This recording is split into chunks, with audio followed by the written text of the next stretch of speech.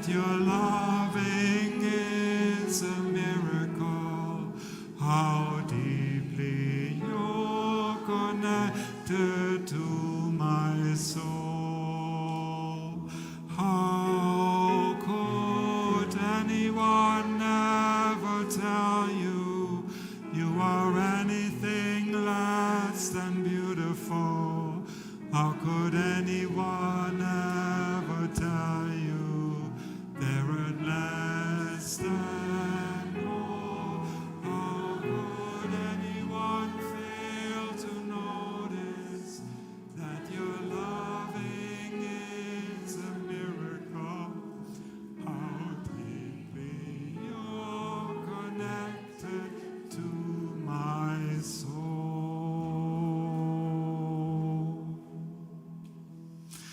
Please rise in body or spirit as we sing our next hymn, number 1007 on our teal hymnals. There's a river flowing in my soul.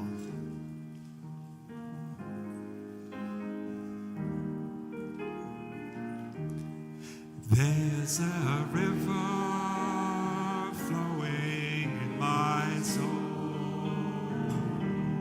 There's a river flowing in my soul,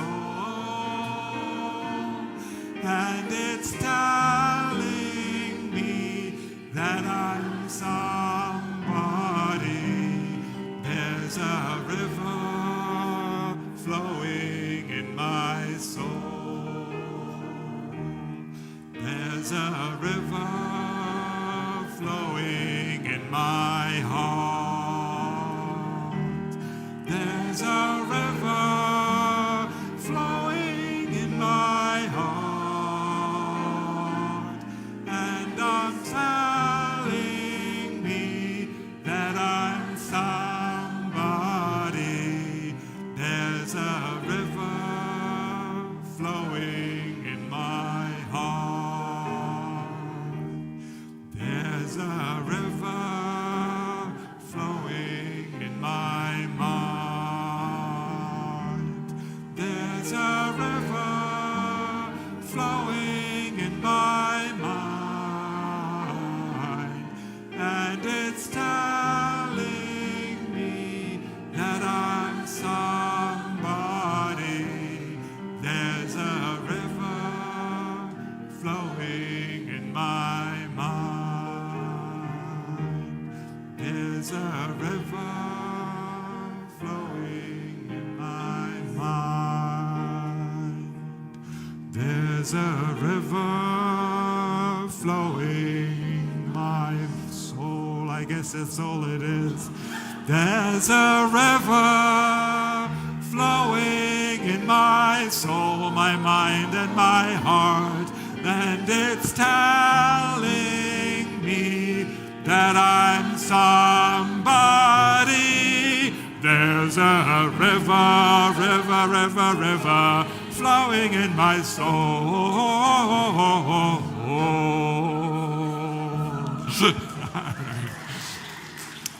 Please remain standing and join me in the words of our covenant found on our screen. Love is the spirit of this church, and service its call. Let this be our covenant, to dwell together in peace, to seek the truth in love, and to help one another. Whoever you are, whomever you love, wherever you are on your life journey, you are welcome here.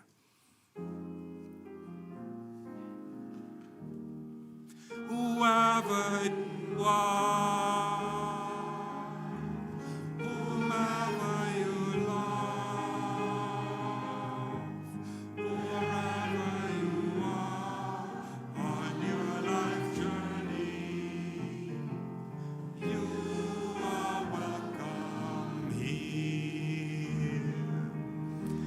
I am Michael Leuchtenberger, and I get to serve as the settled minister of this caring, curious, and ever-evolving congregation. It is good to be here. Whoever you are, whomever you love, wherever you are life journey. You are welcome here. You are welcome here. You are welcome here. Please be seated.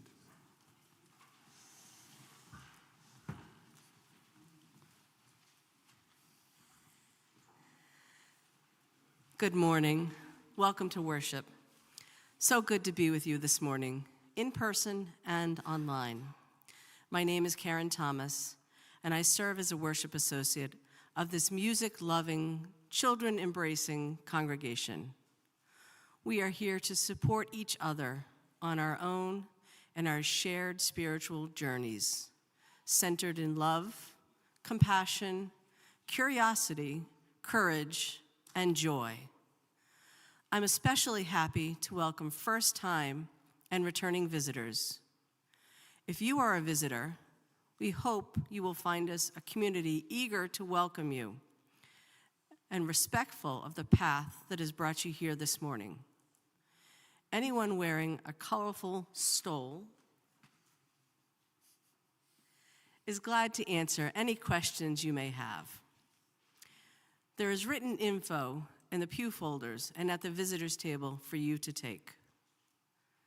For our online participants, it would be wonderful for you to introduce yourself on the chat so we know you are here with us. Our church buildings are located on the traditional homelands of the Pennacook Abenaki people, past and present. We acknowledge and honor with gratitude the land and the people who have stewarded it for generations. You don't need that. For a complete listing of church events and news, check out our weekly e-bulletin, our copy of parish notes, our monthly newsletter. Here are a few highlights. Our offering right after the service includes social time in Fellowship Hall through those doors down the hallway. And then at 11:45, a sermon dialogue with me and any of our presenters who are able to stick around, both in the parlor and on Zoom. And all-age children will be, all-age childcare will be available in our Rainbow Room Nursery. There's no Young Explorers program this morning. Tuesday, all are welcome to join our weekly welcome table dinner at 6 o'clock, a free conversation-rich meal of plant-based, low-packaging food with gluten-free options. On Wednesday at 10 a.m., all are invited to join the Lift Your Voice, a public witness for immigrant justice, starting at the Wesley United Methodist Church on Clinton Street and processing to the New Hampshire State House. Our online auction is now open for your participation. It has doubled its size, so I hope you'll take a look, even if you checked it out already. Check out the items that are displayed in the parlor, and you can bid on items online. We're still taking donations for goods and for services. And then next Sunday, March 1st, is our live auction. I'm pretty good working a crowd, but if I don't have a crowd to work a crowd, then it's hard to raise the funds that we intend to raise in this beautiful method. All right. Are you looking to make connections with more people in our UU church? Are you new and looking to get to know more people here at our church? Do you enjoy having conversations over a shared meal at home, at the home of a friend? Then I strongly encourage you to sign up for Octagon Dinners. Deadline to register is February 28th. Our first set of dinners will start again in March 14th.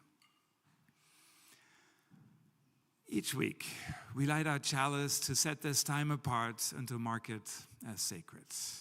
If you're at home and you have a candle or chalice ready, I invite you to light it now as Karen lights our chalice here in the sanctuary.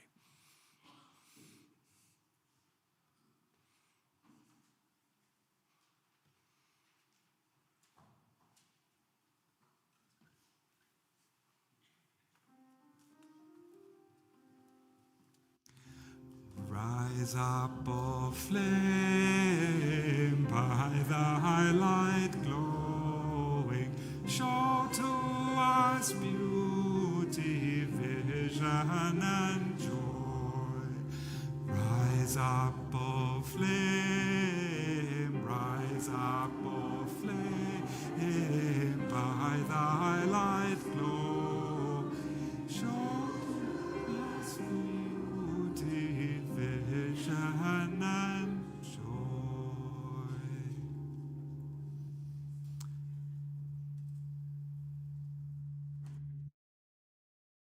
Please rise now in body or spirit as we sing a new song. Some of you may have heard before, but it's called This Joy by Shirley Caesar. And I'll sort of throw out additional lyrics as we go along. This joy that I have, the world didn't give it to me. This joy that I have, the world didn't give it to me. This joy that I have, the world didn't give it to me. The world didn't give it, the world can't take it away. Hope that I have, the world didn't give it to me. This joy that I have, hope, world didn't give it to me. This hope that I have, the world didn't give it to me. The world didn't give it, the world can't take it away. This love, this love have, the world didn't give it to me. This love that I have, the world didn't give it to me. This world that I have, the world didn't give it to me. The world didn't give it, the world can't take it away. This peace that I have, the world didn't give it to me. This peace that I have, the world didn't give it to me. This peace that I have, the world didn't give it to me. The world didn't give it, the world can't take it away.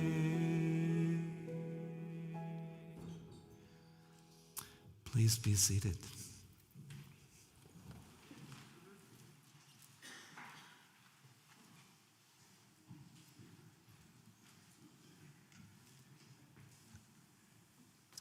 Please repeat after me.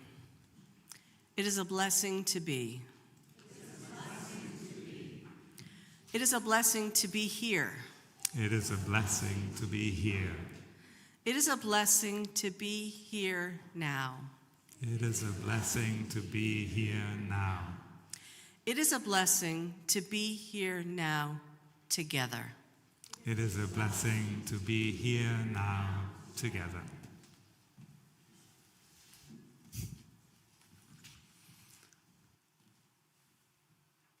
For today's service, I invited a number of you to share your personal stories of adversity and challenge and how you found your way through those dark times, how you came to realize that you had the resilience you need to move on forward, to say, all will be well when clearly not all was or is well.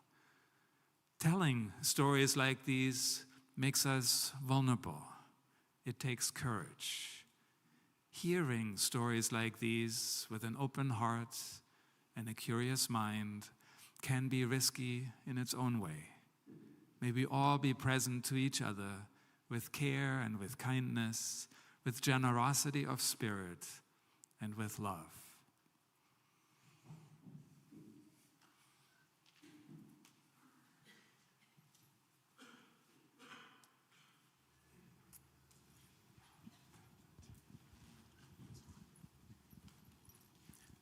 Good morning. Quick poll, how many people are here this morning? Okay, good. 1, 2, there are a couple. My name is Alethea Smith. You can call me Thea. My pronouns are she, her. I am in case you haven't figured it out, a transgender woman. Surprise, if you didn't know. And as a transgender woman, still in the process of transitioning, I face new reasons to persevere every day. I face new obstacles. I started at 58 years old, after a lonely youth, thinking there was no one else like me. After my teen years, watching my body slowly betray me and not having the words to describe it or to share it with anyone. And after my college years and early career, when I first discovered that there actually were people like me. I did, through those years, all the things I was supposed to do, all the things I'd been socialized to do. I dated, I married, I had children, I played sports, I started a career, I created a home, and those are all good things. I don't have any regrets about those things. But it was hard because I couldn't be fully present. I started to transition at 58. That's after 50 years. So I've known about this since I was 8. In the 1992 movie by Baz Luhrmann called Strictly Ballroom, I don't know if you've seen it, great movie. I love that movie. Fran delivers a great line. She says, "Vivir con miedo es como vivir a medias." She says it much faster than I do. But it means a life lived in fear is a life half-lived. Similarly, James Baldwin said, "Not everything that is faced can be changed, but nothing can be changed that isn't faced." I don't want to live a half-life. I didn't want to live in fear of myself anymore or edit myself for everybody else anymore. Dare I hope that a change was possible at 58? That seems audacious. Hope seems in short supply right now, doesn't it? Does hope exist still? Can hope ever be destroyed? Where does hope come from? How can I hang on until I find that hope? Do I deserve hope? Once I find hope, can I share it with others? How? These are all questions that I wrestle with as a transgender woman in this country right now. Question, how many of you doom scroll? Yeah, okay, good. What a relief, I'm not alone. Well, one evening I was doom scrolling, hopeless, and a video of actress Betty Buckley appeared on my Instagram feed, and she conveyed a song in simple, clear, it was a simple, clear message written by Jason Robert Brown. She delivered it in a human and personal way, and I loved it. I had to go find the lyrics, and I had to go find the music, and I found other people who were singing it, and I listened to it over and over and over again. It was just what I needed. Maybe the algorithm does know what I need. Clearly, shoes and hope. Well, Jason Robert Brown's words were powerful because words are powerful. The words we say create, and the words we say can also destroy. We each have that power, and I try each day to use the power of my words to create for other people. And I listened to the words that Jason Robert Brown wrote. They were simple, approachable, and honest, and I found that despite everything going on in my head, everything going on in the world around me, I hadn't really lost hope.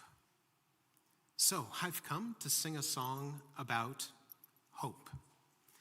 And my hope is that it may speak to someone and offer hope in this environment that constantly tells us that we have no hope. All hope is lost.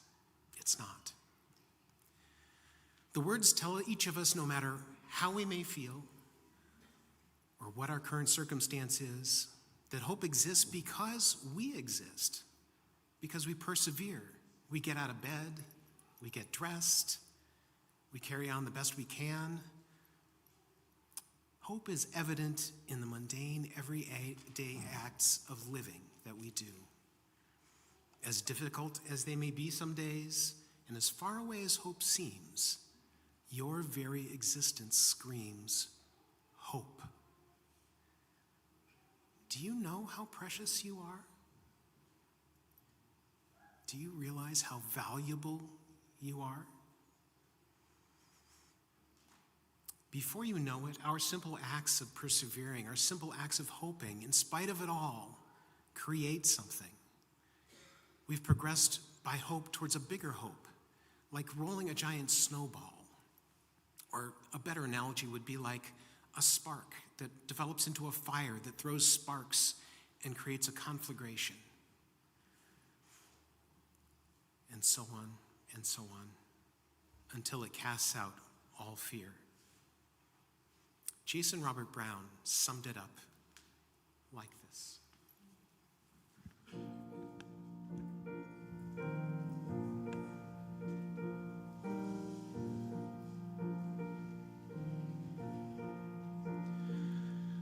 I come to sing a song about hope.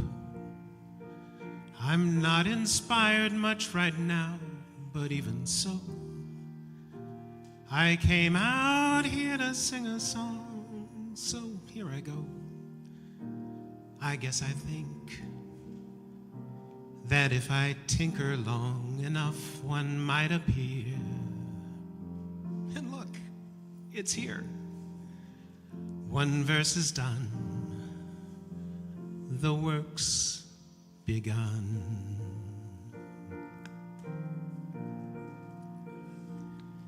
I come to sing a song about hope. In spite of everything ridiculous and sad, though I'm beyond belief depressed, confused and mad, well, I got dressed. I underestimated how much that would take. I didn't break until right now. I sing of hope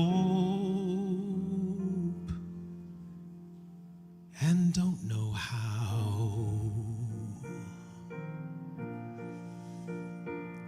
So maybe I can substitute strength, because I'm strong enough. I've got through lots of things I didn't think I could. And so did you. I know that's true. And so we sing a song about hope. Though I can't guarantee there's something real behind it, I have to try to show my children I can find it. And so today, while life seems crazy and impossible to bear, it must be there. Fear never wins. That's what I hope. See? I said hope.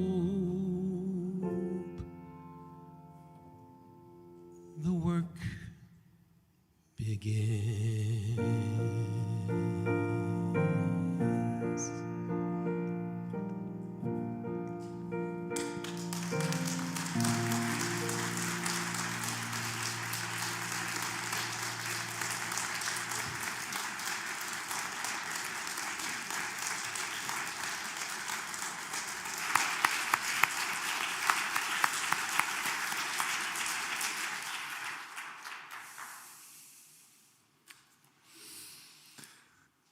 Thank you, Thea. We now turn to the joys and the sorrows we carry individually and as a community. Will you take a breath with me?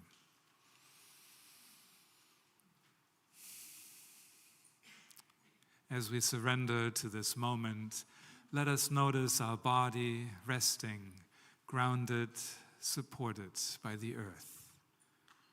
And as the piano begins to play, you're invited to come forward, light a candle, or place a stone at the table to your right, or add a note to the Holding Our Grief wheel. Today's joys and sorrows we will hold in silence with no public sharing at the microphone.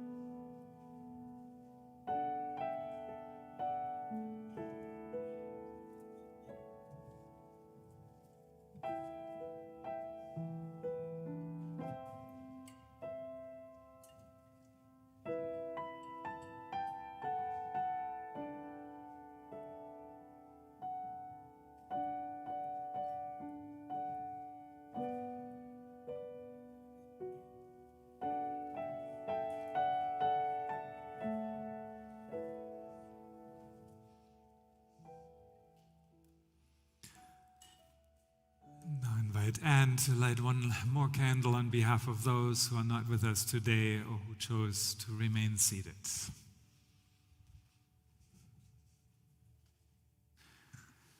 Whether your joys or sorrows have been named or remain in the silence of your heart, know that you are not alone. May we hold our earth in our hearts with joy in her nature, in awe of her majesty, power, and yes, resilience, taking responsibility for the hurts that we have caused her. Will you take another breath with me?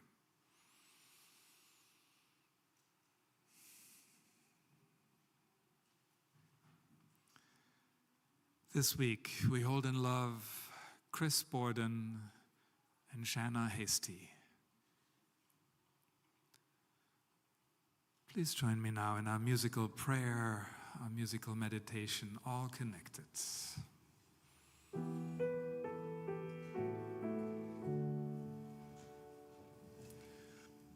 For connected we are one man, life on earth we hold precious. For connected we are one where we give thanks to the earth. For connected we are one where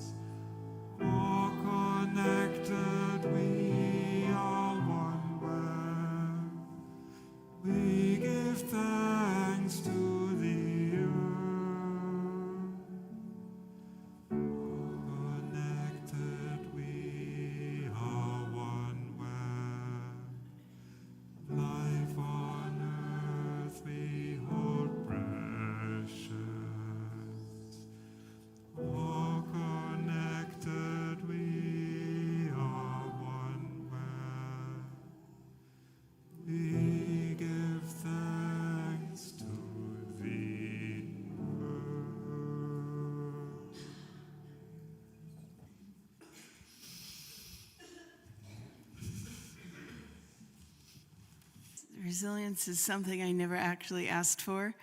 You get it by having problems, and resilience takes practice.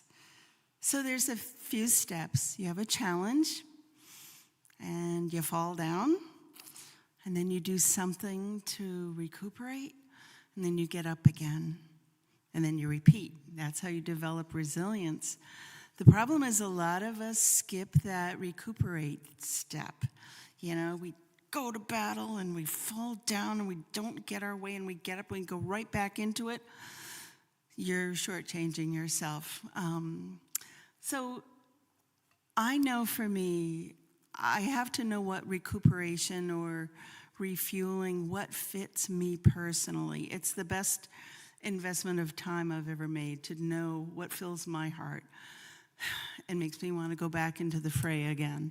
For me, it's art and music and literature and taking a nap and having a snack and laughing with really good friends. That's what helps me get what I need to get going again. There's another thing you might want to know about. It's the thing that sabotages recuperating or regaining your strength. And everybody comes equipped with this thing. So here's the deal. There's 2 dials on the car, on the dashboard of your life. One is what happened. The other is the story I make up about what happened. You need to know the difference. They're both always going to be there. But once I'm aware... Okay, has anyone ever kind of rehearsed a disaster and then it doesn't happen and you're a little disappointed because darn, you were ready for it, right? Yeah. So anyway, here's a cartoon that I drew many years ago because it's how my brain works, and it's the measure of mental health. The measure of mental health is, you may not be able to see it because it's fine print, but it is the distance between, oh shit, and oh well. You can take as long as you want getting to oh well, but that's where you got to end up. So the trick for me, the shortcut to oh well, is just knowing if I'm listening to a story that really maybe is more embroidered than reality. That's like a superpower for me to get to oh well quicker. I'm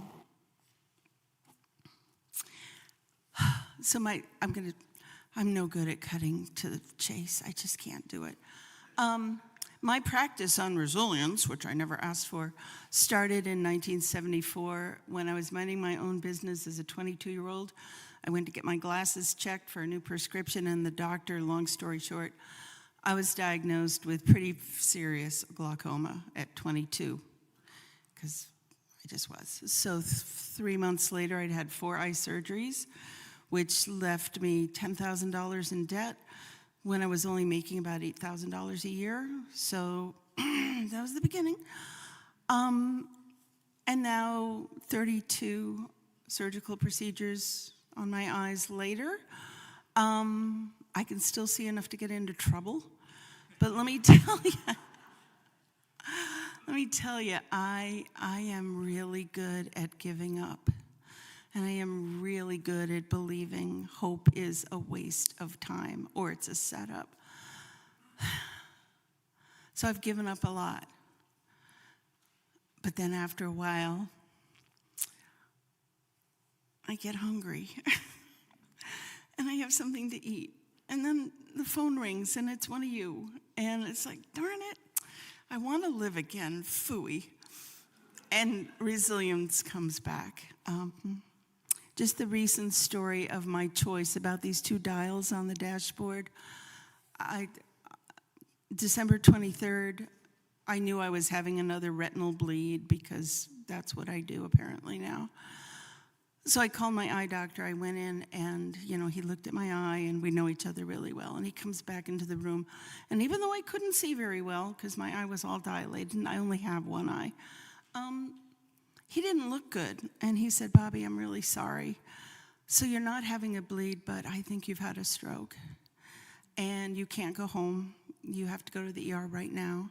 And they're going to keep you overnight, and you're going to have an MRI and a CAT scan and an ultrasound.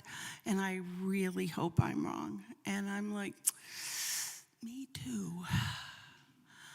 But what he was saying kind of made sense, that something had happened. And, whatever. So anyway, I went to the ER. And here is the lesson, if I have a point. Here is the lesson for me. I knew I had a choice. So I got in the taxi, because I don't drive anymore. You don't want me driving. Drive by Braille. Don't do it. So I went up to there was a blizzard at the time, because why not add that in? It's not my problem. I'm a passenger.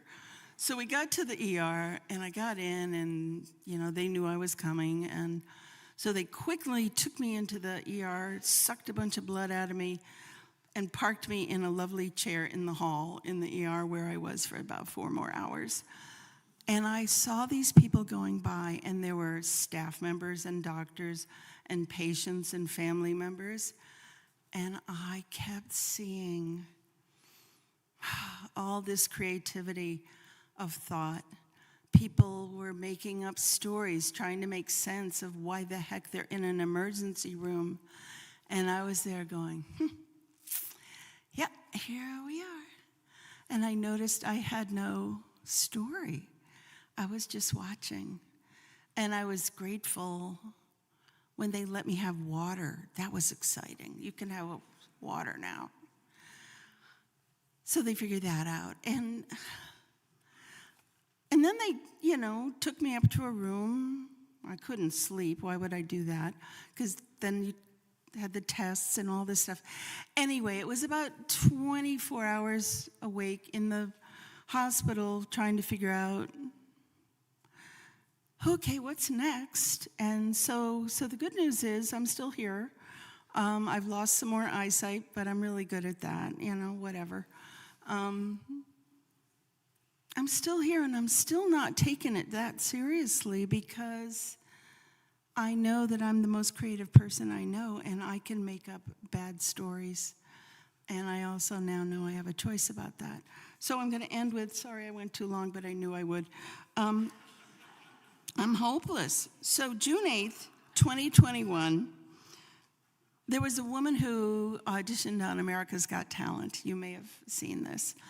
She goes by the performing name of Nightbird. She was gorgeous and incredibly thin, and it came out during the chat at the beginning before she sang. It came out that she had not only had cancer, but she had cancer like everywhere. And the judges on the panel started to feel really sorry for her. And she just looked confused by their reaction. And, they were like, you're not okay. And what's the prognosis? And, she was trying to move things along. And so she finally, with a bit of a concerned frown on her face, said, you can't wait until life isn't hard anymore before you decide to be happy. I'm happy.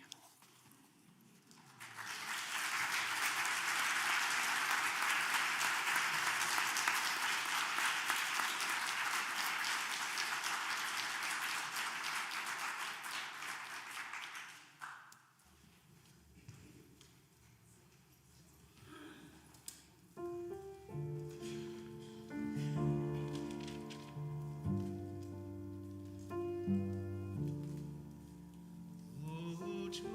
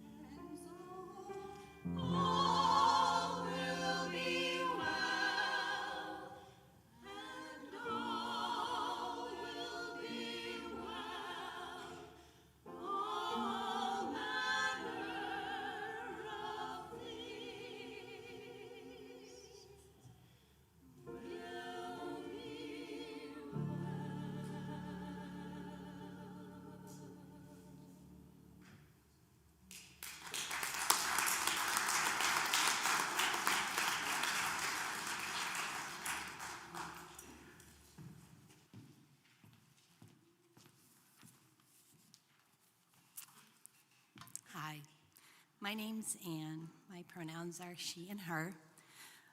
When Michael asked me if I'd be willing to speak about resilience, I was happy to say yes. You see, it was something I'd been pondering myself lately as I found myself being truly happy.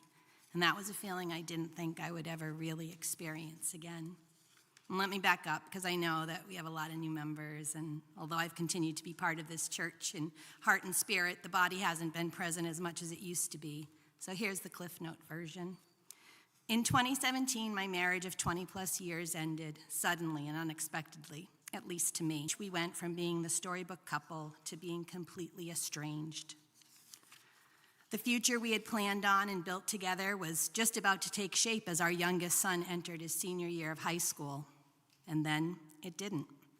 Now, I had no map for my future, and someone else was getting to live the life I had spent all that time working for. I felt ashamed of my failure.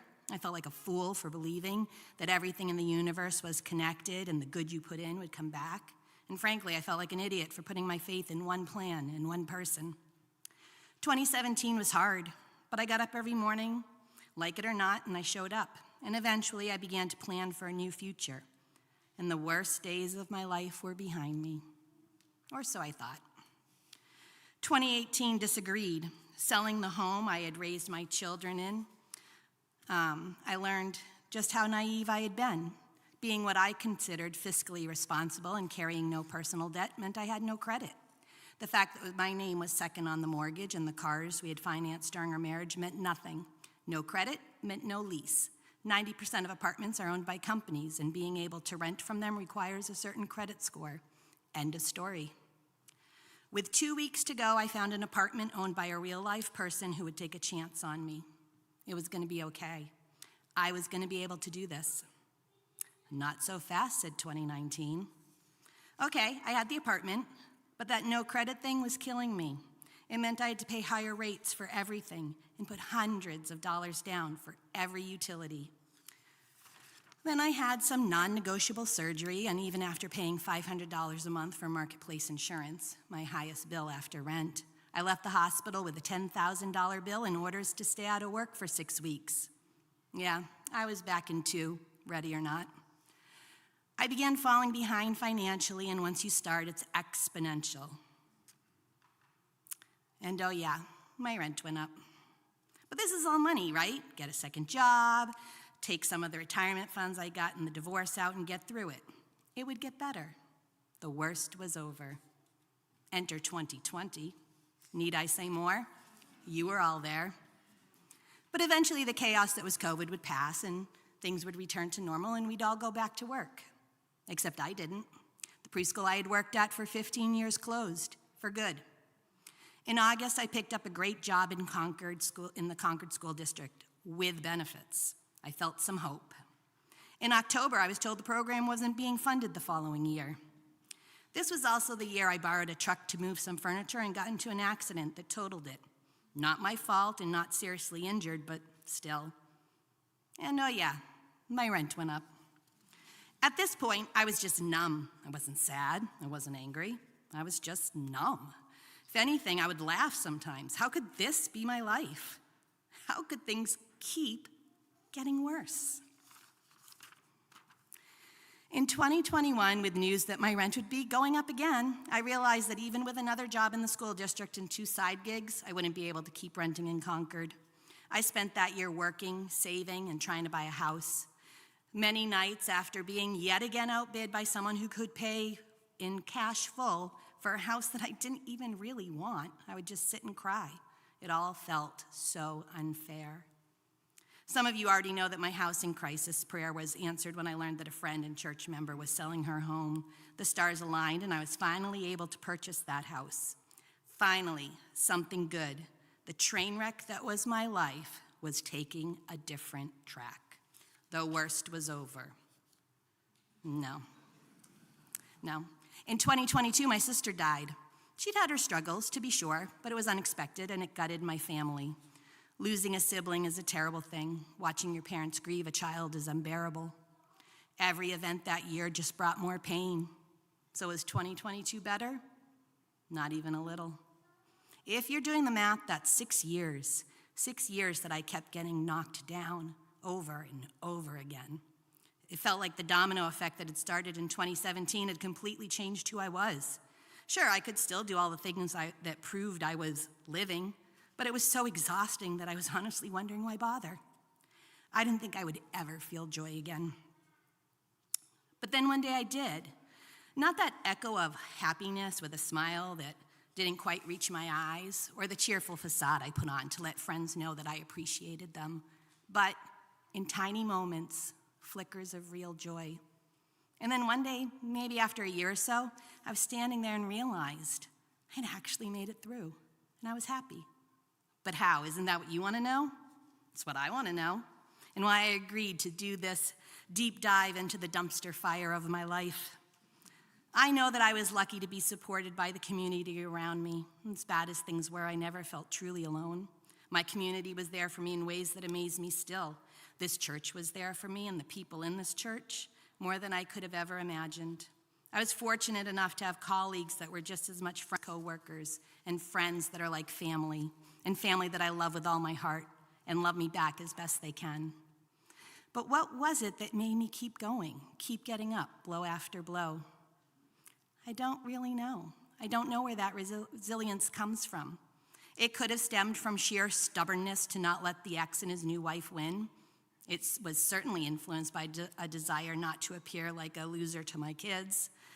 But I'm sorry to disappoint you that I don't have the answer. Here is what I do know. When resilience comes, it comes as just a seed. And it's a seed that needs tending and caretaking. And as it grows, it gets stronger and bigger, easier to see and easier to feel, but never needing less attention. If you forget to nurture it or assume that it is self-sufficient, it withers. Resilience isn't getting over the hardships of your life. It is surviving in spite of them. My life today is not the life I imagined at 20, nor is it the life I would have had as a backup plan if I had known one was going to be needed. But it is a life I'm grateful to be living. And with gratitude comes joy, and with joy comes happiness. So today I can say I am truly happy. If I have any lesson to pass on, it's less for you as you struggle, and more in how to respond to those struggling around you. Resilience isn't about being able to see the path forward. It's about finding a reason and the will to do it.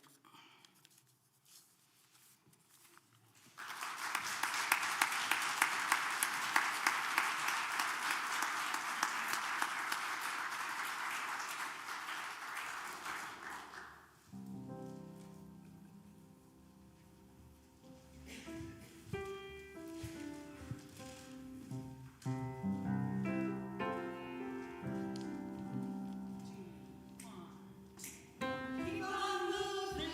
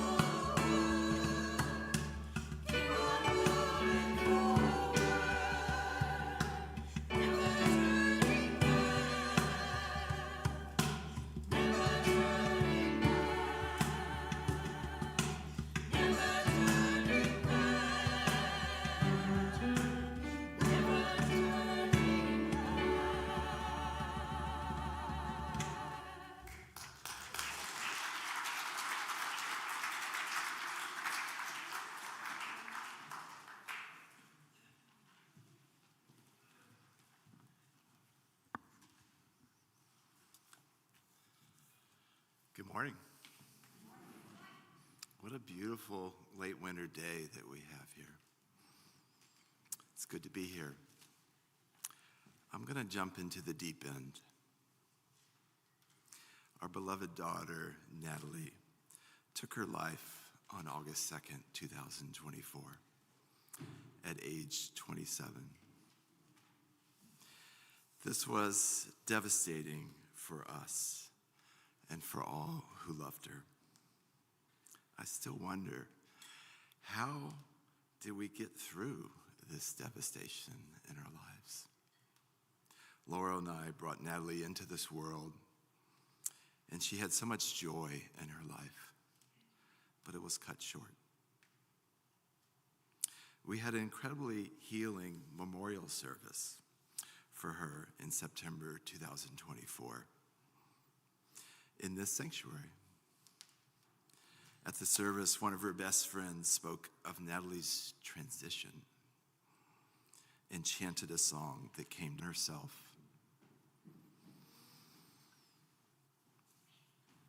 That might be the most difficult thing with her death, the contradictory aspect of it all. Shortly after Natalie's death, I went swimming in a lake, which was also one of the last things that she and I did together several days before. There's something very meditative about swimming across a lake, being enveloped by water, no real confines, repetitive movement, rhythmic breathing, even closed eyes sometimes. Everythingness and nothingness at the same time. On better days, Natalie's death is about nothingness and everythingness, about her absence, but also the love that still permeates from her being on this planet. On the last day of her life, Natalie was the first and only person in our family who saw 2 bald eagles at that same lake that we swam in. And this past year, those 2 bald eagles built a nest on the lake and successfully raised a young eaglet. Natalie's death is a silence that echoes through my brain. But that young eaglet was not silent. It was bawling for its parents to bring it food all summer long. The mystery of life and death. For Natalie, Laurel, and me, there's a spiritual grounding in that interdependent web that extends beyond humans.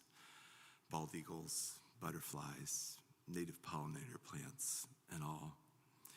Yet it was the outpouring of love from our dear friends, this church, Natalie's many friends in our family, that gave me the spiritual oxygen so I could breathe again. It was Jim and Michael and the pastoral care associates and the many others in this church and beyond who worked so harmoniously together to help us. I learned, and I'm still learning, to accept other people's love. It doesn't need to be a transactional relationship. It was love freely given, and it did wonders for me. After Natalie's death, I used to say I was lame, like someone who is crippled is lame. And I was, and perhaps always will be. But now I tend to focus more on what is good in life, almost like the love that Natalie had as a person is now scattered about, like the pixie dust of her love. Maybe that was Natalie's real transition. The mystery of life and death, nothingness and everythingness. I thank all of you and the church for your heart, your soul, and most importantly, your love. That is the spirit of this church.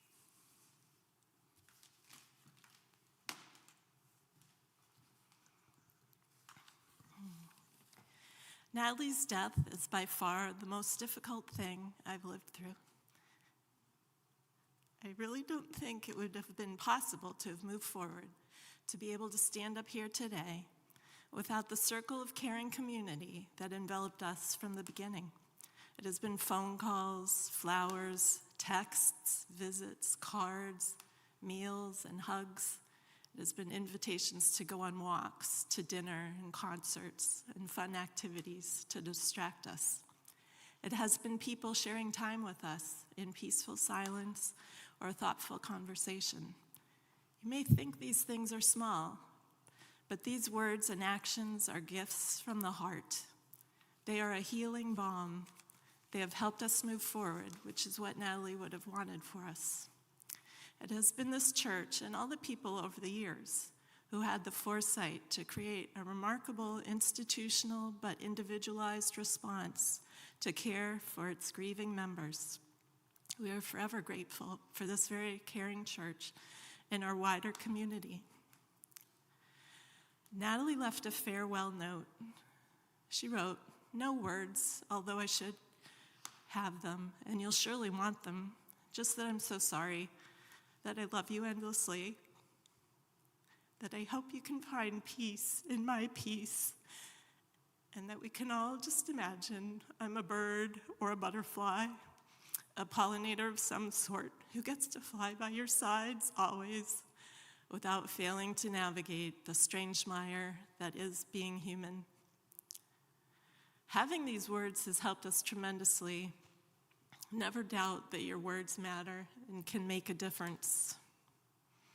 I indeed often think of Natalie as a bird or a butterfly, sometimes fairly literally, like I'll talk with her when I spot a monarch butterfly nectaring on the Joe Pye weed, or see the merlin perched in the beech tree at Rollins Park watching over the pollinator garden. While life and death are mystery, it helps me to feel connected with Natalie in this way. The actor Patrick Swayze said, "When those you love die, the best you can do is honor their spirit for as long as you live. You make a commitment that you're going to take whatever lesson that person was trying to teach you, and you make it true in your own life. It's a positive way to keep their spirit alive in the world by keeping it alive in yourself." Natalie is my inspiration to show up, keep growing, learn new things, be adventurous, to help care for people and the planet. She gives me courage. I also think of poet Mary Oliver, who asked in her poem, "The Summer Day," "Doesn't everything die at last and too soon? Tell me, what is it you plan to do with your one wild and precious life?" Andy and I attend 2 different monthly support groups, a NAMI New Hampshire Survivors of Suicide Loss group and Healing Hearts, a group sponsored by Granite VNA for parents who have lost a child. These are groups that none of us wish we were part of, but we are so glad they exist and that we can be with others who understand our pain and loss. We all learn from and support one another. Andy and I have learned how important it is to let the emotions and tears flow. The grief doesn't go away, but life can become meaningful again and expand around the grief. We have observed in our support groups that individuals who bury all the feelings that come along with grief can get stuck. One of the most important things for me in this journey has been one of the chants from the Taizé service. I cry every time we sing it. It is what I hope Natalie was feeling when she ended her physical life on this planet.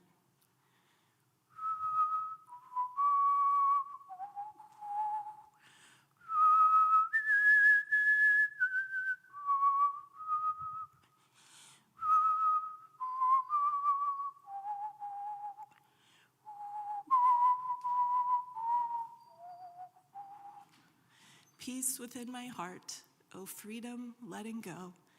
Peace within my heart, surrender into love. I so hope that Natalie has found peace and surrendered all the pain and sadness that she kept so hidden, surrendered it into love into the love that she had and shared with so many.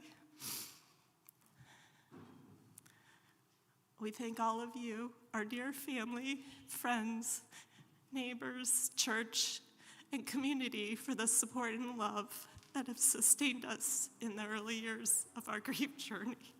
Thank you.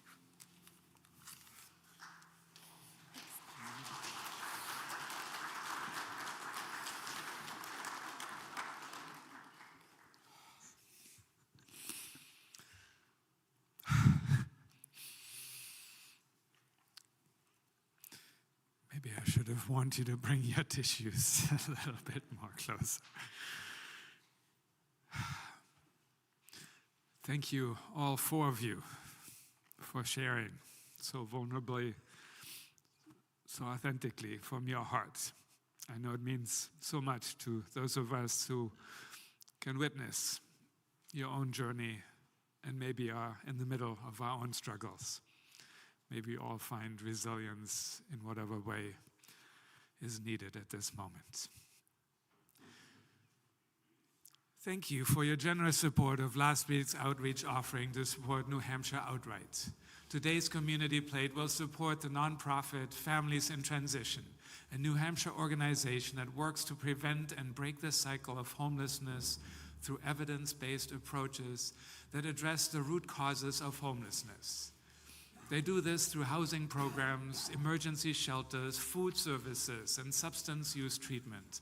Families in Transition believes in a housing-first approach, meaning a case management team helps clients to find permanent housing to allow for stability before searching for employment and health care.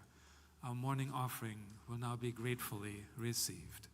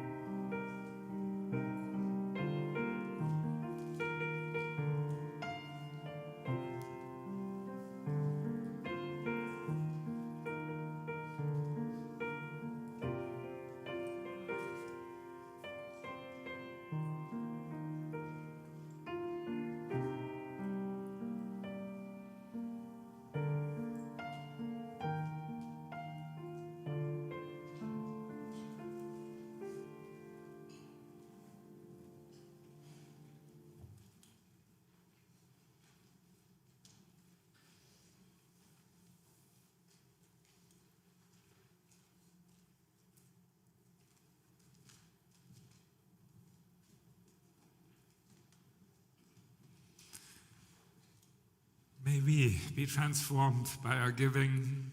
May the world be transformed by our gifts.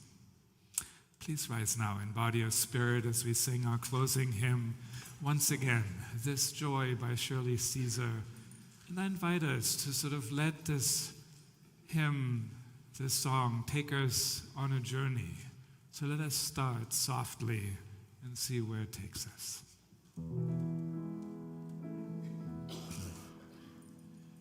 This joy that I have, the world didn't give it to me. This joy that I have, the world didn't give it to me. This joy that I have, the world didn't give it to me. The world didn't give it, the world can't take it away. This love, this love that I have, the world didn't give it to me. This love that I have, the world didn't give it to me.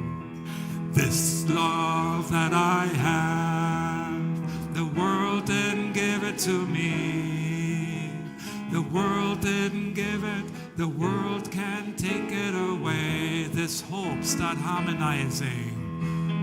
This hope that I have, the world didn't give it to me. This hope that I have, the world didn't give it to me. This hope that I have, the world didn't give it to me. The world didn't give it, the world can't take it away. This strength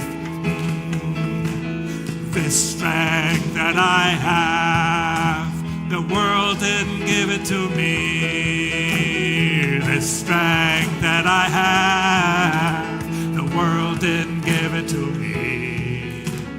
This strength that I have, the world didn't give it to me. The world didn't give it, the world can't take it away. This peace that I have, the world didn't give it to me. This peace that I have, the world didn't give it to me. This peace that I have, the world didn't give it to me. The world didn't give it, the world can't take it away. This joy, this place, joy, yes. Hey, this joy that I have, the world didn't give it to me. This joy that I have, the world didn't give it to me. This joy that I have, the world didn't give it to me. The world didn't give it, the world can't take it away. The world didn't give it, the world can't take it away. One last time. The world didn't give it, the world can't take it away.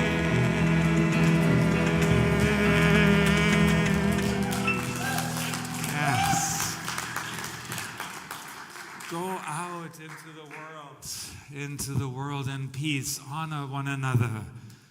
Honor each other's tears and fears. Honor each other's resilience. Listen with an open heart. Stay curious. Have courage. Be kind. Embrace the mystery. Welcome awe. And live always the way of love. I now invite you to extinguish your chalice at home as Karen extinguishes our chalice here in the sanctuary.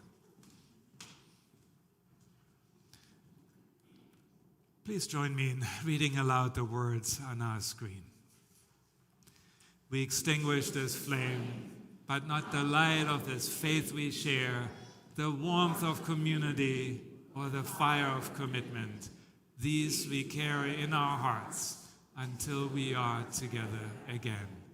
Now please join me in singing our unison benediction If you're comfortable joining hands or elbows, go ahead and reach out. And if not, reach out with your heart to all of us, worshiping with you, knowing that you are not alone. From you I receive, to you I give, together we share, and from this we live. From you I receive, to you I give, together we share, and from this we live.